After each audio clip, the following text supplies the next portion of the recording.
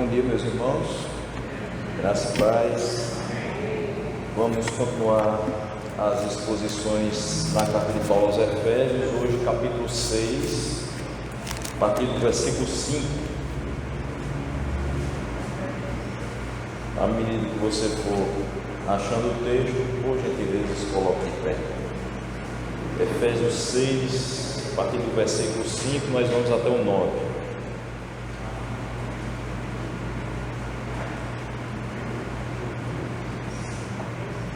O texto nos diz: escravos, obedeçam a seus senhores terrenos com respeito e temor, com sinceridade de coração, como a Cristo. Obedeçam-lhes não apenas para agradá-los quando eles os observam, mas como escravos de Cristo, fazendo de coração a vontade de Deus. Sirvam aos seus senhores de boa vontade, como servindo ao Senhor e não aos homens, porque vocês sabem que o Senhor recompensará cada um pelo bem que praticar, seja escravo, seja livre. Vocês, senhores, tratem seus escravos da mesma forma. Não os ameacem, uma vez que vocês sabem que o Senhor deles e de vocês está nos céus e Ele não faz diferença entre as pessoas. Vamos orar. Senhor nosso Deus, nós te damos graças por quem Tu és nas nossas vidas, pela Tua misericórdia, pela Tua fidelidade, pela Tua provisão, pelo Teu amor para conosco. E Ele também é demonstrado pelo fato de hoje estarmos aqui mais uma vez. Que à medida que nós estivermos expondo esses 5 versículos, que o Teu Santo Espírito possa nos aclarar as ideias, nos mostrar qual a mensagem que queres falar conosco nessa manhã. Assim nós oramos no nome de Jesus. Amém. Os irmãos podem se assentar. E uma vez que nós não estamos com o texto bíblico aqui, eu já vou pedir que você marque Efésios 6 e vá comigo para Deuteronômio 15. E já na introdução eu quero dizer aos irmãos que você percebeu que a leitura faz menção a escravos ou servos.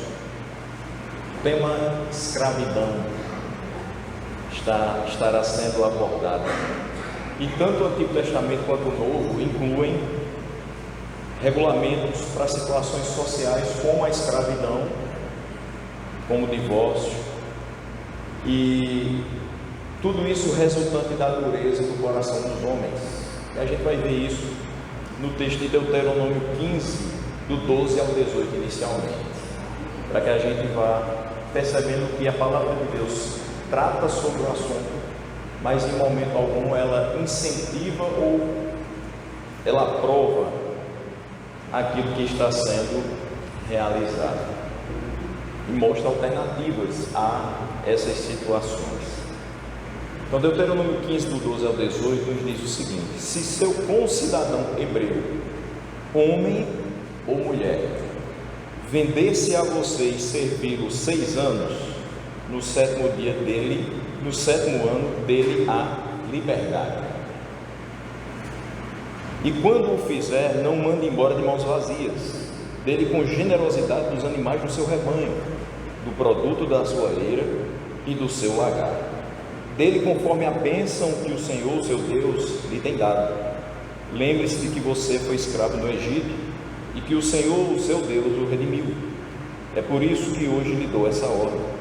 Mas se o seu escravo lhe disser que não quer deixá-lo porque ama você e sua família e não tem falta de nada, então lhe apanhe um furador e fure a orelha dele contra a porta, e ele se tornará seu escravo para o resto da vida.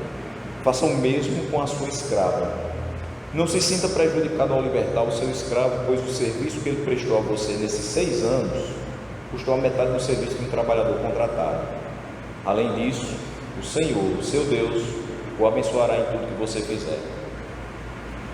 Perceba que há aqui muito daquilo que hoje nós realizamos com relação às contratações dos funcionários, se nós somos os proprietários das empresas ou o que acontece conosco enquanto funcionários de determinadas empresas. De vez em quando eu escuto alguém dizendo assim: vou tirar um ano sabático, um pouco fora. Era justamente isso. 6 anos de serviço eram feitos e o 7º era aquele ano que você teria a possibilidade de libertar o seu escravo. Perceba que o texto diz que tudo que o escravo realizou em 6 anos custou a você metade do valor de um trabalhador contratado comum, um trabalhador livre. Então quer dizer que tudo que ele fez, tudo que ele produziu, para você foi 50% de desconto. Mas quando esse trabalhador vai ser liberado, ele recebe alguma coisa. Quando nós saímos do emprego, nós não recebemos as nossas questões, que geralmente a gente vai no sindicato e aí se marca lá a nossa carteira profissional e se decide quanto é que são as nossas contas. Algum 13º que ficou faltando, questão do FGTS, alguma dívida que ficou de uma hora extra que a gente fez e não foi paga no tempo devido. Tudo isso é juntado e a gente recebe a nossa rescisão do trabalho. Então a rescisão do escravo também teria junto com ela animais do rebanho, teria produtos da eira e do lagarto. Era uma pequena indenização. Por que eu digo que é pequena? Porque muito provavelmente ele produziu muito mais do que receberia. Ele não sairia de mãos vazias, mas com certeza não era tudo o que ele mereceria pelo que trabalhou durante aqueles 6 anos. Mas o escravo poderia dizer: eu não quero deixar, apesar da minha condição de escravidão, eu gosto da sua família, eu gosto da forma como você me trata, e eu quero ser seu funcionário durante toda a minha vida. Então existia um equipamento, vou assim chamar, um instrumento chamado sovela, que aqui a gente chama de furador na NVI. E hoje muitos utilizam como moda, né? Mas para que você tenha mais ou menos uma ideia de como ficava, o escravo ficava com a orelha parecida com quem usa alargador. Você já viu aí os jovens que utilizam, né, os piercings dos alargadores? É exatamente isso. Você tira aquela pecinha redonda, o lobo da orelha fica totalmente traspassado. Então era isso que fazia. Então, para facilitar o processo, ele pegava aquele furador, colocava a orelha do escravo contra a porta de sua casa e pressionava. Então ali se fazia aquele sinal de que o escravo voluntariamente estava continuando a trabalhar para o seu senhor, e agora para toda a vida. Quando passasse novamente o período de 6 anos, ele não poderia mais ser liberto, porque voluntariamente ele aceitou realizar aquele trabalho naquela condição, naqueles termos. Mas se o escravo fosse de fato libertado, a palavra diz: não se sinta prejudicado ao libertar o seu escravo. Além disso, o seu Deus vai abençoar você em tudo que você fizer. Além de você não ter pago o salário que realmente ele merecia, Deus vai abençoar você por estar libertando ele. Então aqui existe uma alternativa. A escravidão existia? Existia. Era institucional? Era. Mas em momento algum Deus diz que esse é o caminho correto. Ele diz: depois de 6 anos você deve libertá-lo, e só deve mantê-lo se for da vontade dele. Então, mesmo numa condição de escravidão, a vontade do ser humano era considerada. Se ele de fato quisesse ser livre, então ele deveria libertá-lo, dar a ele essa espécie de indenização das suas posses, e não ficar dizendo: perdi um funcionário, e agora o que eu vou fazer? Vou ter que arranjar outros escravos. Não, Deus o abençoaria em tudo que ele fizesse. Ou seja, a força de trabalho que ele manteria seria suficiente para suprir a falta daquele escravo que ele libertou. Deus não deixaria que ele ficasse em prejuízo porque libertou um escravo. E assim ele também perceberia que as pessoas que trabalhavam para ele tinham a mesma possibilidade que ele na vida, de serem livres e também desenvolverem as suas habilidades e o seu patrimônio. E uma vez que ele sai com alguma coisa de valor, seja do seu rebanho, da sua eira ou do seu lagar, ele dali já pode começar a sua própria propriedade. Então ele vai ter ali suas 10 cabeças de gado, ele vai ter ali algumas mudas de plantas para fazer o seu roçado. Ele não vai começar do zero. Aquele que era servo pode, dependendo da vontade do Senhor e do seu esforço em estar trabalhando agora para si, também vir a ser, quem sabe mais na frente, um dos senhores. Mas por que existiam então escravos? Pela dureza do coração das pessoas, de dizer: eu quero juntar patrimônio, eu quero ser rico, eu quero ter muitos bens, e para que eu tenha muitos bens eu vou precisar de muitas pessoas trabalhando para mim. Ainda hoje nós temos dureza do coração de alguns patrões que pagam um salário ínfimo para desenvolvimento de um trabalho árduo, para que eles possam continuar juntando as suas riquezas. Falando da minha realidade, eu passei por isso, graças a Deus não passo mais, já há um bom tempo. Mas é fato que escolas da rede privada, com raríssimas exceções, não pagam bem aos seus funcionários. Me lembro que a primeira vez que minha carteira foi assinada, eu recebia por hora R$ 2,56. Isso é inimaginável nos dias de hoje. 50 minutos dentro de uma sala de aula para receber R$ 2,56. Ah, mas tem um certo multiplicador, você pega o número de aulas pelo valor da hora-aula e multiplica por 5,77, 4 semanas, mais 1,77, que é o multiplicador. Eu recebi algo em torno de R$ 77 por mês, de uma instituição. Numa época que o salário mínimo já beirava R$ 300. Então eu teria que obrigatoriamente trabalhar em 4, 5 locais diferentes para juntar pelo menos o salário mínimo. Veja o quanto a gente meio que é escravo de algumas instituições ainda hoje. A gente não precisa ter bola de ferro no pé, não é colocado mais no pelourinho, mas a gente continua sendo escravo porque as condições não são dadas. Principalmente porque quem é professor sabe que quando chega esse momento que agora nós passamos de Enem, você dá aula sábado, domingo, feriado e assim por diante. Eu agradeço a Deus que hoje eu não estou dando aulão, estou dando apenas uma meditação na palavra de Deus. É muito melhor, principalmente porque as pessoas que aqui estão têm muito mais atenção do que os nossos jovens aprendizes. Mas é dureza do coração você saber que alguém está trabalhando para você, que alguém está auxiliando você a subir de patamar socialmente, e você não dá o valor devido a essa pessoa.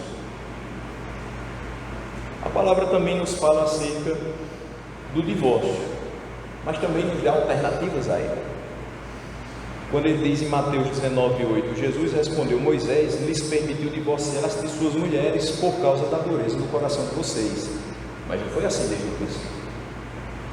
Quando ele diz que não foi assim desde o princípio, ele reforça a ideia de que a aliança do casamento é indissolúvel e que há outras alternativas que não nos façam chegar ao divórcio. Uma delas é o perdão,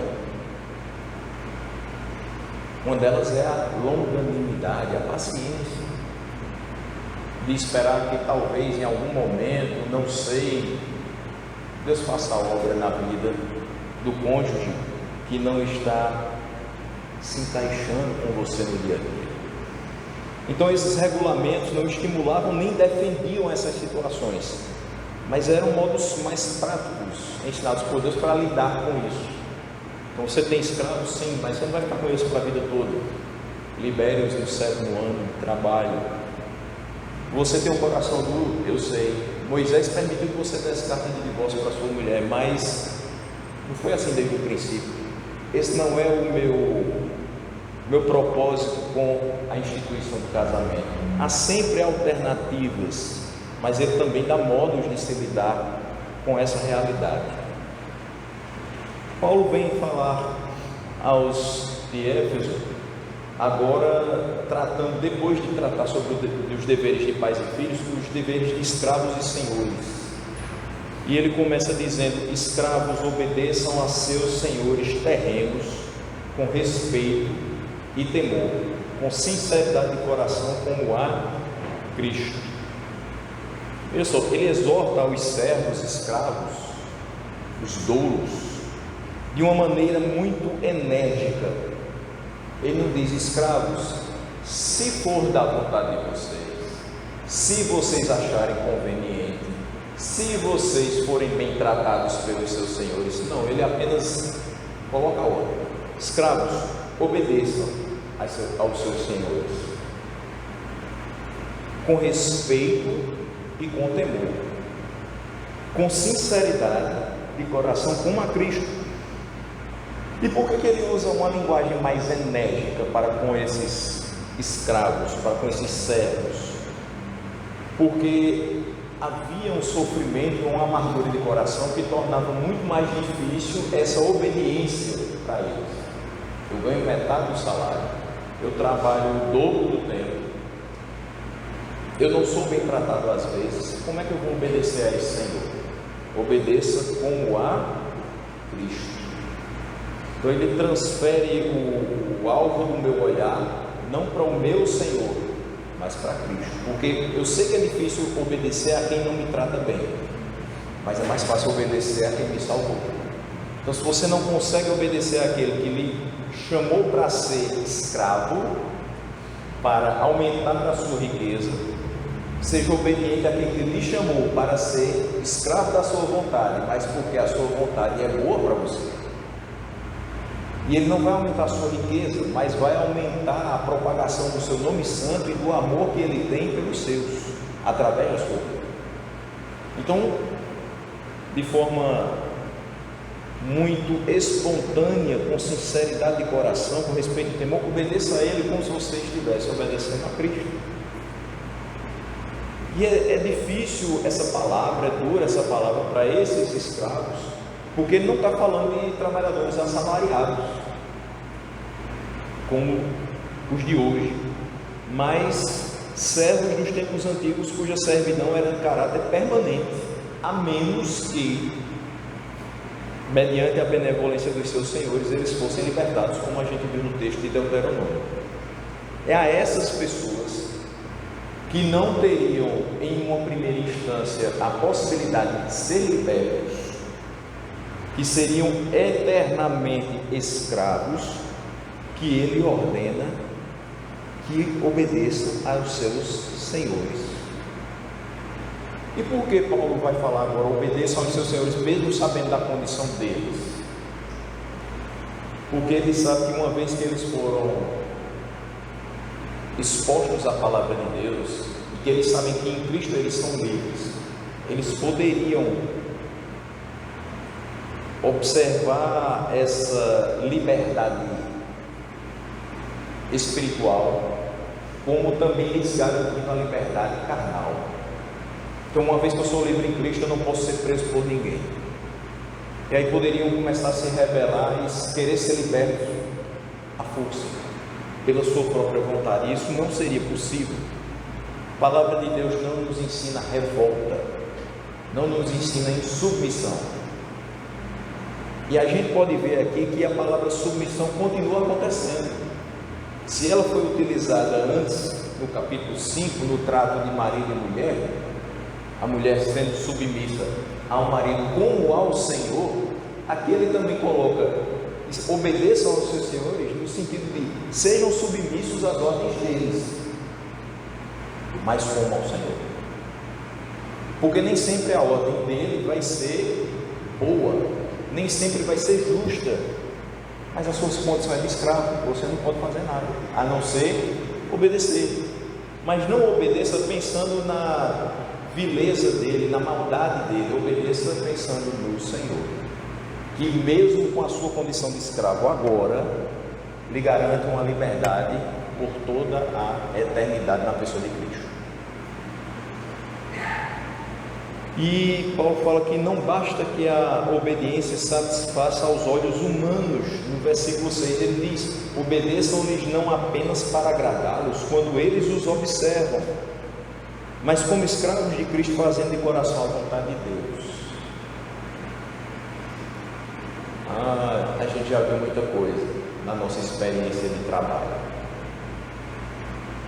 Na época que os computadores eram lentos e a gente utilizava o monitor CRT, eu trabalhava numa repartição pública digitando as leituras que os leituristas faziam nas ruas. Era uma prancheta, eles colocavam lá de grafite e a gente ia digitando. Quando chegavam lá, eles digitavam na impressora matricial e a gente ia digitar uma por uma, de cada rua, de cada usuário da Companhia de Água e Esgotos. Mas é fato que durante aquele tempo a gente começava a cansar, a mão já não estava mais aguentando. E a gente fazia uma escala de 50 por 10. Digitava 50 minutos e descansava 10.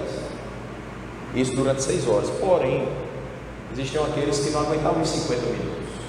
Então com 40, 45 já começava a descansar um pouco os seus pulsos, mudando a tela do sistema para a paciência. Mas aí chegava o chefe do setor: e aí, estamos terminando? Hoje é dia 10, tem que ficar até o dia 15 tudo pronto, que é para os boletos começarem a ser entregues. E aí aquela pessoa voltava, clicava ali, minimizava uma tela, voltava para a tela do sistema. Saía o seu supervisor, ela clicava, minimizava o sistema, voltava a paciência. Isso é trabalhar nisso. Quando alguém está olhando, quando o supervisor está olhando, eu estou fazendo meu trabalho, mas quando ele sai, eu faço o que eu quiser. Ele está prejudicando a quem? A empresa? Não, ele está prejudicando a si mesmo, porque vai ter um dia que alguém vai chegar atrás dele e vai ver o que ele realmente está fazendo, porque os resultados dele vão começar a ser menores do que os outros trabalhadores. Alguma coisa errada vai estar acontecendo. Ele diz que não basta essa obediência que satisfaça aos olhos humanos. Eu passo e vejo que você está trabalhando. Deus requer a verdade e a sinceridade do coração. Meu chefe não está vendo, mas Deus está vendo. Meu chefe não percebe a minha artimanha, mas Deus percebe. Meu chefe não sabe porque meus resultados estão caindo, mas Deus sabe o quê. E eu não tenho que ter medo, ou não tenho que buscar satisfazer o meu chefe. Eu devo ter medo do que o Senhor vai pensar em mim, por conta dessa minha atitude. E eu devo satisfazer a Ele. Até porque o versículo 5 não diz que eu devo trabalhar com sinceridade de coração como a Cristo. Estou trabalhando para Ele, estou trabalhando para Deus. Meu resultado não vai glorificar o meu patrão, vai glorificar Deus. Então ele declara que enquanto servem com fidelidade aos seus senhores, na verdade estão obedecendo a Deus. No momento que você está desenvolvendo a sua atividade profissional, por mais dura que seja, por mais injusto que seja o pagamento, por mais indigno que você se sinta por conta do tipo de atividade que você desempenha, lembre-se, você está fazendo para Deus, e isso basta, porque é isso que Deus quer, é a sinceridade do nosso coração e é a fidelidade ao Senhor.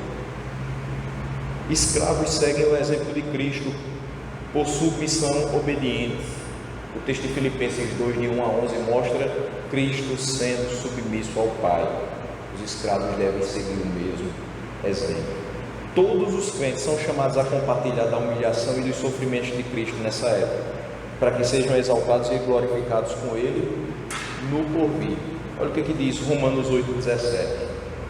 Se somos filhos, então somos herdeiros, herdeiros de Deus e co-herdeiros com Cristo, se de fato participamos dos seus sofrimentos, para que também participemos da sua glória.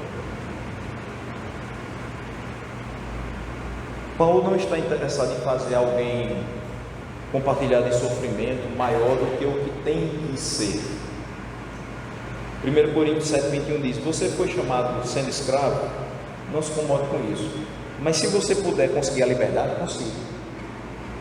Então Paulo em momento algum está dizendo assim: olha, você foi chamado sendo escravo e você tem que ser assim até o final da sua vida. Aceite isso. Não busque outra alternativa para a sua vida. Não, ele nos mostra: olha, hoje nós somos escravos, hoje vocês estão nessa situação, mas se você é filho de Deus, você é herdeiro, e é co-herdeiro com Cristo. Ou seja, tenha paciência, aguarde o tempo em que você não estará mais aqui e você receberá a herança que lhe está reservada. Você é co-herdeiro com Cristo. Se de fato você participa dos seus sofrimentos, você também participará da sua glória.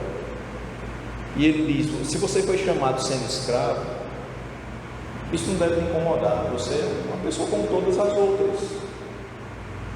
Você tem valor para Deus como todas as outras que não são escravos. Mas se você puder conseguir a liberdade, consiga. Ou seja, passou os 6 anos, seu Senhor vai libertar, aceite. Viva em liberdade, aproveite essa oportunidade que você tem, mas não se rebele durante o tempo que é obrigatório que você trabalhe. Isso é uma questão muito viva ainda hoje, porque se você entrar no site de algumas, vou chamar de igreja, não, que é complicado, de alguns locais neopentecostais, você vai perceber nos sites lá a missão deles, a linha de pensamento deles, e dizer que o crente não pode aceitar a condição inferior que hoje tem, que ele deve se revoltar. A palavra diz que nós devemos nos revoltar contra a nossa situação atual. Não. O que ela nos diz é que se você tem a oportunidade de fazer diferente, de buscar um aprimoramento, de buscar ser pouco melhor, de conquistar alguma coisa, mesmo que seja financeiramente falando, faça, mas não faça pensando que isso é um fim em si mesmo. Faça com temor ao Senhor, faça para a glória do Senhor e faça para melhorar também o seu serviço ao Senhor. Uma vez que o servo consegue a liberdade, ele não só tem liberdade de andar nas ruas sem ter que ficar na casa do seu Senhor fazendo trabalho eternamente. Ele tem a liberdade de se juntar aos outros para louvar o Senhor na hora que assim ele quiser. Ele tem a liberdade de levar a sua família até o local de adoração na hora que ele quiser. Não é simplesmente o fato de não estar mais trabalhando preso e não ter horários de descanso.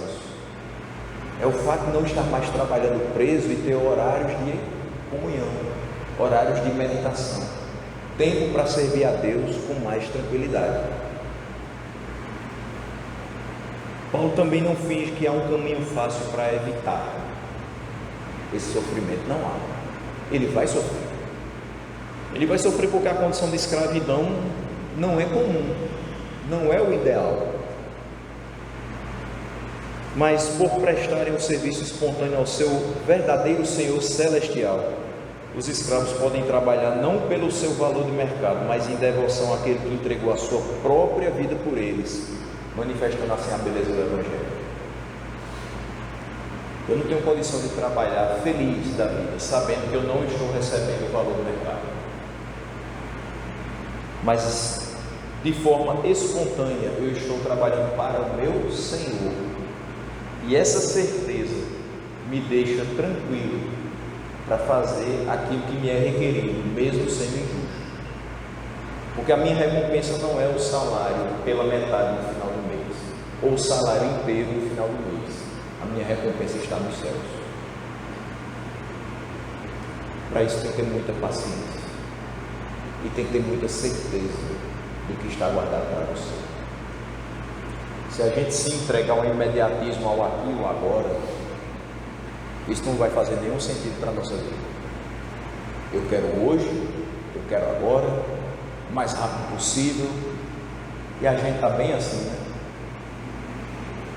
A gente está tão ligado no imediatismo que se o celular da gente começa a travar, a gente diz, isso aqui não presta mais, está travando, está demorando para abrir a página, porque a gente quer assim, toca, abre. É bom quando isso acontece, mas nem sempre. A gente quer trabalhar e receber. Eu escutei todas as pessoas reclamando essa semana que ainda não receberam porque fiscalizaram o Enem. Todo ano isso acontece. Porque você quer sair do trabalho e já receber, já está ali o seu envelopezinho pronto. Mas a gente vai trabalhar aqui nessa terra, para a glória do nome do Senhor. Mas a nossa recompensa só quando Cristo retornar. E enquanto isso, é necessário que a gente não somente trabalhe, mas viva de acordo com a palavra dele. Não somente trabalhe, mas leve outros a viver para a glória dele e trabalhar para ele, esperando nessa viva esperança, que é certa, que virá, que não nos decepcionará. Tito 2,9 diz, a Tito 2,9 e o 10: ensine os escravos a se submeterem em tudo a seus senhores, a procurarem agradá-los, a não serem respondões e a não roubá-los, mas a mostrarem que são inteiramente dignos de confiança, para que assim torne atraente em tudo o ensino de Deus, nosso Salvador. Veja, ele está dizendo aqui, quando os servos, quando os escravos se submetem em tudo a seus senhores, procuram agradá-los, não respondem, não roubam, mas mostram que são inteiramente dignos de confiança, eles estão na realidade mostrando para eles o que é o ensino de Deus. Através do testemunho deles, eles estão dizendo, sabe por que eu sou assim? Por que eu ajo assim? Por que eu lhe trato assim, apesar de você não me tratar bem em retorno? O amor de Deus que habita no meu coração. Foi Deus que transformou o meu coração para que eu pudesse agir assim. Não vem de mim, é capacitação dele. Menciona-se aqui o servindo à vista também, no sentido de que quase todos os servos se valiam da bajulação para poder ter qualquer tipo de favor dos seus senhores. No entanto, tão logo os seus senhores lhes viram as costas, eles se entregavam desenfreadamente às queixas. Às vezes o problema não é porque você deixa de fazer o seu trabalho, ou diminui o seu ritmo de trabalho, quando o seu Senhor não está à vista. É porque você gasta o tempo que deveria ser de produção para falar mal dele, para ridicularizá-lo perante os outros colaboradores. Paulo ordena que as pessoas piedosas mantenham a maior distância possível dessas pretensões enganosas. Sempre vai ter alguém no seu setor dizendo o seguinte: chegou o chato do diretor, chegou o intransigente, começa a fazer aí, porque já está vindo aí o supervisor, bora, começa a trabalhar aí. E quando ele sai, os comentários são os piores possíveis. E às vezes você diz, não é mesmo? Não aguento mais esse homem, não tolero mais essa mulher. Se eu tivesse no lugar, eu faria totalmente diferente. Não, você faria exatamente igual. Porque existe o amor de Deus no nosso coração, mas ainda existe uma natureza pecaminosa que faz a gente deslizar várias vezes. Qual é a garantia que eu tenho que se eu não estivesse no local deles, eu faria exatamente igual? Eu não seria exigente, intransigente, duro como eles são. Quando vier qualquer um comentar isso com você, diga assim: não tem nada não, ele está fazendo o serviço dele. Alguém vai dizer, mas você é besta. Mas como é que você pode aguentar isso? Como é que você pode achar isso bom? Não estou dizendo que eu estou achando bom, estou dizendo que é o serviço dele. E o meu serviço é esse aqui. Fuja das conversações inúteis. dessas colocações que visam depreciar aquela pessoa. Você não está trabalhando para ela, você está trabalhando para Deus. Nunca esquecemos. Versículo 7 ele diz: sirvam aos seus senhores de boa vontade, como servindo ao Senhor e não aos homens. Então ele vai contrastar essa boa vontade com a indignação crescente no íntimo dos escravos. Meu Deus, eu estou sendo obrigado a trabalhar e por um preço totalmente irrisório, condições irregulares. E Paulo ainda vai me dizer que eu tenho que trabalhar de boa vontade. Mas ele não finaliza o versículo na boa vontade. Ele continua dizendo, como servindo ao Senhor e não aos homens. Meus irmãos, isso aqui eu quero também trazer para a nossa realidade de igreja. Porque às vezes parece que o trabalho da gente na igreja é para servir a homens e não servir a Deus. É fato que o ser humano busca reconhecimento. E se você faz e ninguém diz assim, olha como ficou bom, parabéns fulano, parece que a gente cai assim. O brilho vai sumindo, como dizem as pessoas hoje, né? Você quer fazer um arranjo de flores para o culto da igreja e todo mundo elogiar, louvar e dizer como você é competente. Você quer cantar, tocar e as pessoas dizem assim, o louvor ficou maravilhoso com você nele. Você quer evangelizar e no meio daqueles resultados de pessoas que se entregaram ao Senhor, as pessoas dizem assim, depois que o evangelismo conta com a sua presença, parece que começou a engrenar. E onde é que está Deus nisso aí? Você está servindo ao Senhor. O arranjo de flores que você coloca aqui para que fique bem ornamentado, mais agradável no ambiente, você fez para que o Senhor fosse glorificado através do seu trabalho de ornamentação. A música bem executada foi primeiramente para que o Senhor fosse glorificado através dela e levasse o povo de Deus a adorá-lo da mesma forma, com a mesma intensidade, com a mesma vida. O evangelismo que alcança várias e várias pessoas a se dobrarem aos pés do Senhor é feito para Ele, para que pessoas se lancem a Ele, para que pessoas se dobrem ao senhorio dEle, não para o nosso orgulho. Nós devemos servir de boa vontade. Existe muita coisa para ser feita dentro da igreja, existe muita coisa para ser feita no reino de Deus. Eu preciso espontaneamente dizer, eu estou aqui, minha habilidade é essa, Deus me deu esse dom. Há espaço? Com certeza há espaço. Principalmente para aqueles que servem de boa vontade, mirando, objetivando a glória de Deus. Ainda que não externalizassem a sua revolta, a sua aversão em relação à autoridade era tão forte que esses escravos se tornavam indispostos, relutantes em obedecer aos seus senhores. Ele não podia verbalizar, dizer, não vou fazer, você é injusto, você me paga menos, você me trata mal. Ele não tinha essa oportunidade, mas dentro do coração a gente sabe que crescia aquela vontade de não fazer, a vontade de desobedecer, que era natural do ser humano.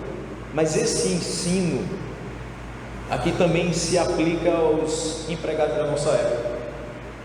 Nós, enquanto funcionários, sejamos privados ou públicos, em determinados momentos parece que a gente diz assim, isso aqui está errado, eu não quero fazer isso aqui é mais do que eu deveria fazer, isso aqui está além das minhas atribuições, eu não sou obrigado a isso.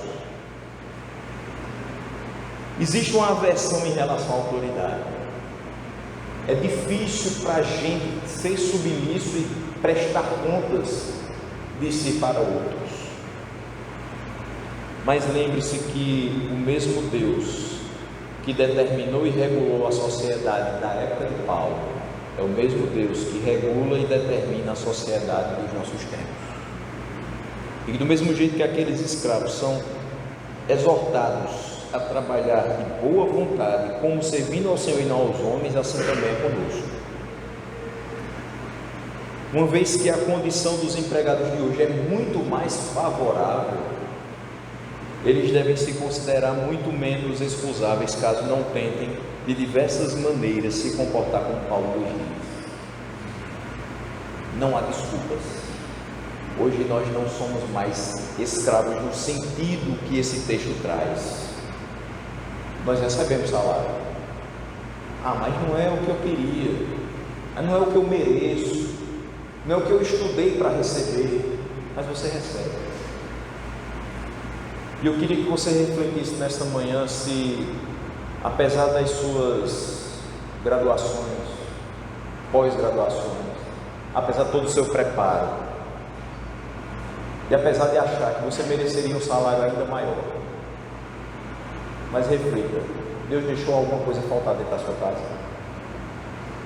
Mesmo você trabalhando muito e recebendo menos do que acha que mereceria receber, alguma coisa faltou. Se não faltou, é porque Ele fez chegar à sua mão exatamente aquilo que Ele reservou para você. Então não há desculpas para não se comportar como Paulo diz. Versículo 8 nos diz o seguinte: porque vocês sabem que o Senhor recompensará cada um pelo bem que praticar, seja escravo, seja livre.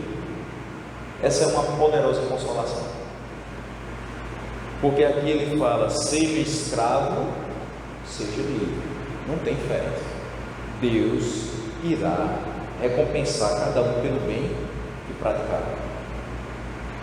Por mais ingrato que seja o seu Senhor, por mais cruel que seja o seu Senhor, Deus aceitará os seus serviços como prestados a Ele próprio. Tudo que você fez para esta pessoa aqui na terra, Deus aceitará como tendo sido feito a Ele. E o galardão mais importante do que o nosso salário é aquele que Deus nos dará na sua vinda. Mateus 25, 23 a 34.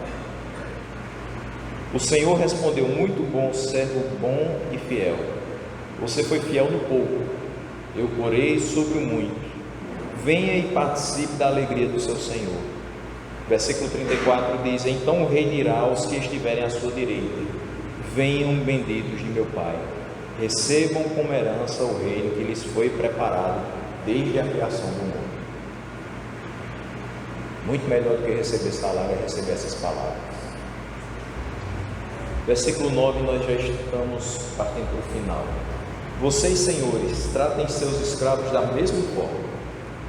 Não os ameacem, uma vez que vocês sabem que o Senhor deles e de vocês está nos céus, e Ele não faz diferença entre as pessoas.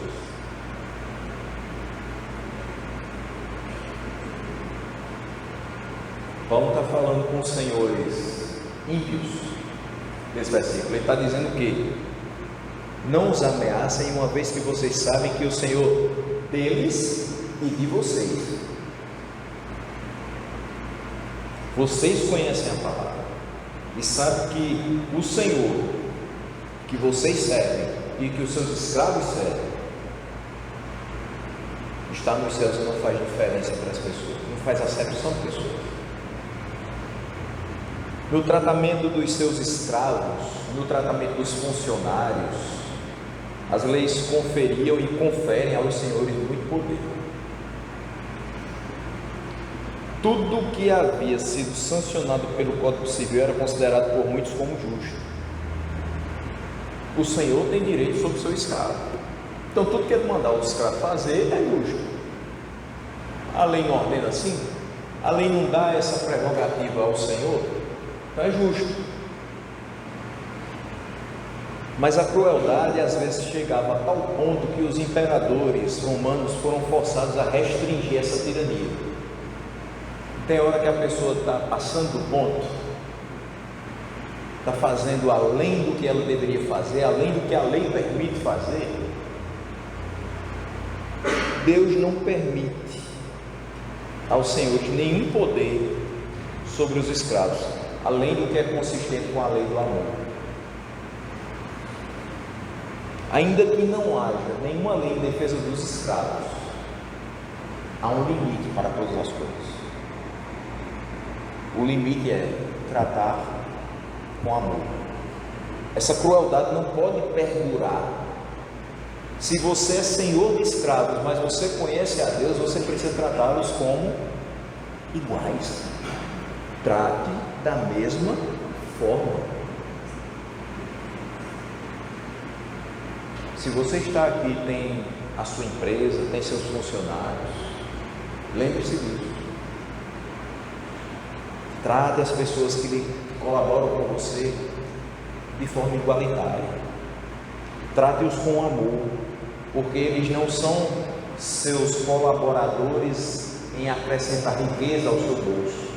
Eles são instrumentos de Deus para fazer aquilo que você se propôs profissionalmente na vida prosperar. Você tem uma empresa e Deus coloca aquelas pessoas para lhe ajudar a prosperar, fazer crescer e fazer com que você se sustente e oportunize a outras pessoas também se sustentarem. E tudo isso é o quê? É graça de Deus. Você quer funcionar da mesma forma. Peça a Deus que aquele que lhe deu o trabalho possa lhe tratar de forma boa, justa, sem crueldade, sem exagero, sem excesso. Mas faça a sua parte e servir a Ele como quem serve ao Senhor. Porque também Deus escuta a sua oração, mas Ele pode dizer um não ao seu pedido de: Senhor, tem misericórdia de mim, eu estou sendo tão perseguido na minha empresa, mas você está trabalhando somente à vista. Essa oração não está sendo coerente.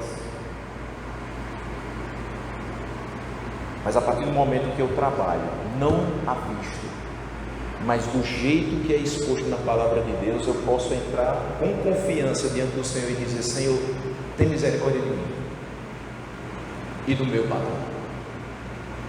Faz com que eu continue trabalhando do jeito que o Senhor ordenou e que Ele comece a me tratar da maneira que o Senhor também ordenou. Ele diz: não os ameacem. As ameaças têm origem quando os senhores tratam os seus servos como se eles fossem gado. E às vezes a gente é tratado assim, parece que a gente não tem nome, a gente é mais um número. Funcionário 33, a gente é um CPF, a gente é um RG, a gente é o funcionário do setor 4. Quantas vezes eu, no início da minha carreira, não era chamado pelo nome, mas assim, chama aquele menino ali,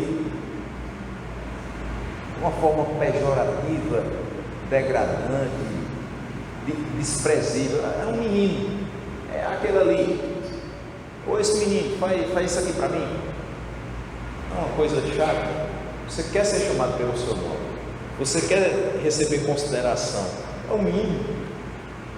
Você está trabalhando, está fazendo o seu.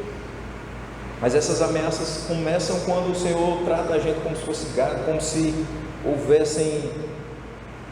se os escravos tivessem nascido única e exclusivamente para servi-los.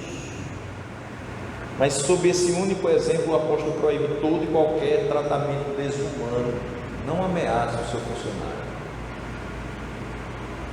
Até porque não precisa. Existem leis que amparam a um e a outro. Não tem necessidade de você ficar todos os dias dizendo: se você continuar assim, eu vou lhe demitir.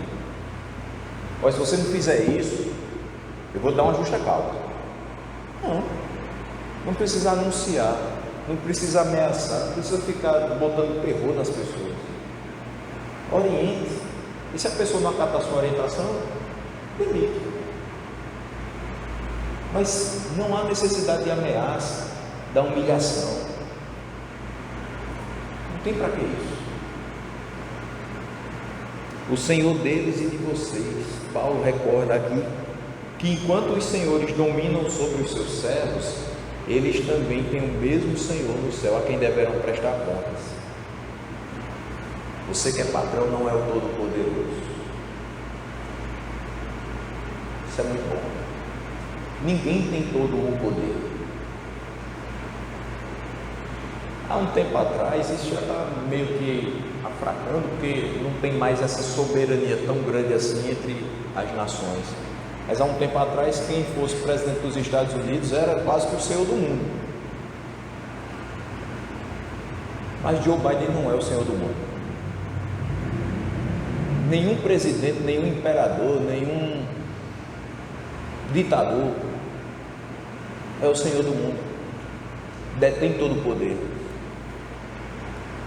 Existe alguém muito superior a ele, a quem ele não ia prestar a conta. E se eles já creem nisso, eles prestam contas todos os dias das suas ações. No momento em que oram, eles devem ter a consciência de dizer: Senhor, hoje eu errei com os meus subordinados.